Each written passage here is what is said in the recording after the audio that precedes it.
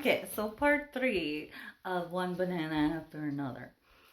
Uh, so there was the issue of tone, and then when your villain is laughable, it makes it a little bit, it makes it a little bit, it removes some of the stakes, because this person is just kind of like, ah. Lockjaw was scary in his own way, that there are people out there. um, but, you know, it, sometimes the film was a little bit too sympathetic to him, in my opinion. Because you feel bad for him that Perfidia used him and threw him away and disappeared from his life because he really loved her. And then, he can't get into his silly little boys club because he's had sex with a woman of color, which, what a stupid rule. But, those boys that like to play war, they were little kids and they like to play cops and robbers, and then they grow up and they like to kill people. You know how those boys are. But so that was problematic. And also,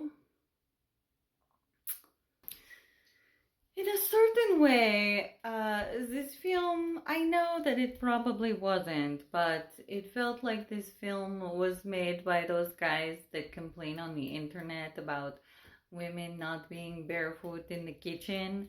This is like, this is a film that they would be like, look, see, this is why women should be barefoot in the kitchen. Look at what happens when women aren't barefoot in the kitchen. So I am unhappy with the film because of that underlying message. It just felt like it was made by a man who doesn't really appreciate women, which was probably also a conscious choice. But,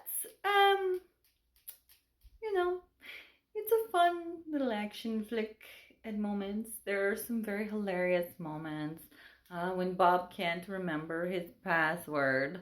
Relatable. And,